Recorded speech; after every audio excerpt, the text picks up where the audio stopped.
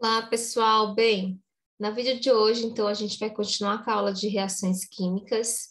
E aqui nesse caso, a gente vai tratar um pouquinho sobre os tipos de reações químicas existentes, classificações, né, das reações químicas aí, tá certo?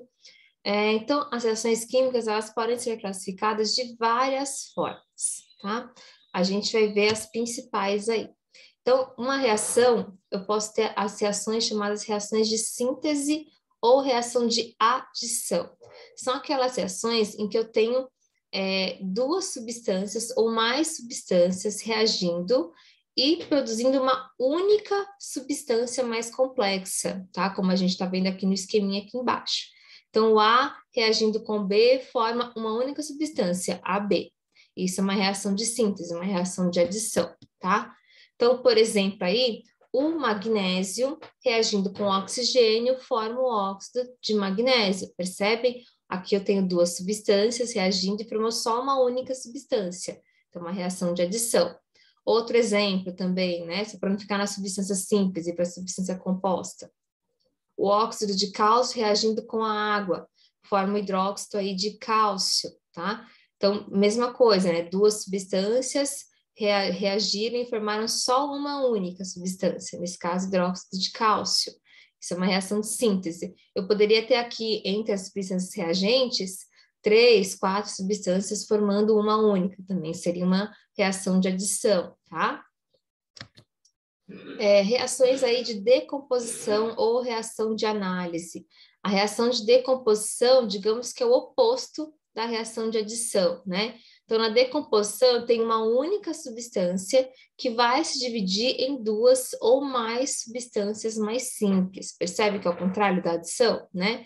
Então, por exemplo, uma única substância B reagiu, né, e formou aí duas ou mais substâncias, caso uma substância A e a substância B, tá? Então, por exemplo, aqui a reação de decomposição do peróxido de hidrogênio, que é água oxigenada, né? Sob a luz aí, esse peróxido de hidrogênio, ele vai reagir e se decompor em água e oxigênio, tá? Essa outra reação aqui embaixo acontece muito nos airbags, tá? O azeoto de sódio, essa molécula aqui, né? Também se decompõe quando o airbag infla, né? Se decompõe aí em gás nitrogênio e sódio sólido, tá? Então, uma única substância reagir e formou duas ou mais substâncias, então, uma reação de decomposição. Já as reações chamadas de simples troca ou de substituição ou de deslocamento, você pode encontrar com esses três nomes, é quando uma substância simples vai reagir com uma substância composta. E aí vai originar dessa reação uma substância composta e uma substância simples, obviamente diferente das originais aí, né? Então, aqui o A, que é uma substância simples, né, só composto de um único elemento, reagindo com uma substância composta, ou seja, né, uma substância composta, o nome próprio já diz, é composta por dois ou mais elementos aí, tá? Elas reagirem e formarem a substância composta AY e a substância simples X, né? Porque deslocamento, eles falam, né? Substituição aí, tá? Então, vocês percebem aqui, ó, que o A deslocou, né, o X e formou a substância composta AY, né? E o X aí originou a substância simples, tá certo? Então, por isso aí o nome, né? Reação de deslocamento, né? Ou simples troca. Tudo bem? Então, só para a gente exemplificar aqui também, certo? Se eu mergulhar o ferro nessa solução de sulfato de cobre, eu vou perceber que aquele ferro ganhou uma coloração meio bronzeada, né? Essa coloração que ele ganhou é o cobre que ficou depositado no ferro, né? E de quebra ainda liberou sulfato de ferro. Perceberam que, né, o ferro deslocou o cobre, tá certo? Perceberam aqui? Então, aqui no lugar que era o cobre, ficou o ferro, né? E o cobre que acabou sendo liberado como uma substância simples aí. Então, uma reação de simples troca. Já uma reação de dupla troca ou de dupla substituição ou dupla troca, né? Quer dizer que vai trocar as duas coisas. Então, quando duas substâncias compostas vão reagir originando duas novas substâncias compostas. Então, tem a substância composta AB reagindo com a substância XY e formando a substância nova, né, composta AY e XB, tá? Perceberam que o A deslocou o X, né, formando a substância AY, tá?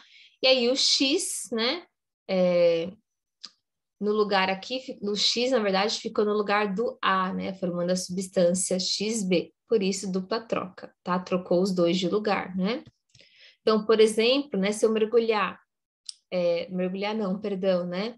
Essas duas substâncias aqui, né? O nitrato de prata e o cloreto de cálcio reagindo, eles vão formar duas novas substâncias compostas, e se vocês repararem, tá certo?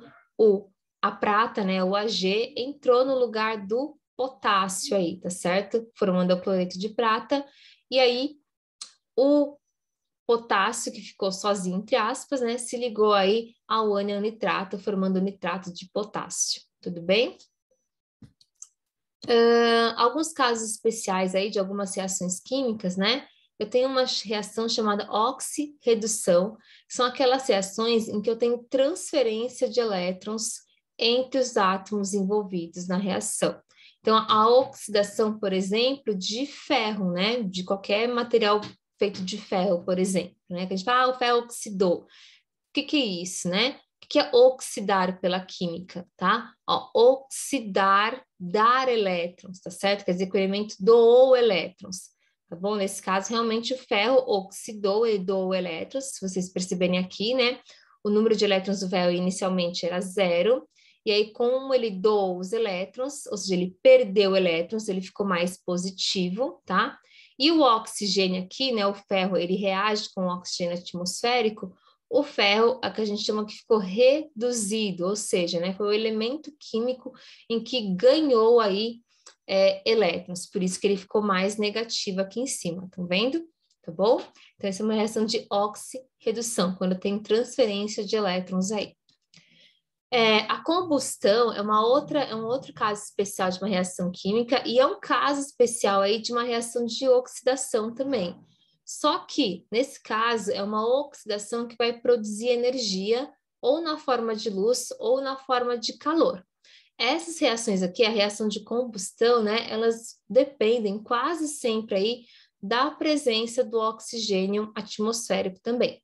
Então, lá na chama do meu gás de cozinha, na chama do meu fogão, perdão, né, o gás, né, aí no caso aqui eu coloquei o exemplo, né, do propano, quando ele reage com o oxigênio da atmosfera, ele libera gás carbônico, libera um pouco de água e libera também energia aí. E esse calor aí que vai ser utilizado, como eu já mencionei, para aquecer os alimentos, tá? Lembra que uma reação de combustão, uma reação de queima, é sempre um processo exotérmico, libera calor para o meio, tá certo? Bem, e a gente fica então por aqui, termina aqui em combustão.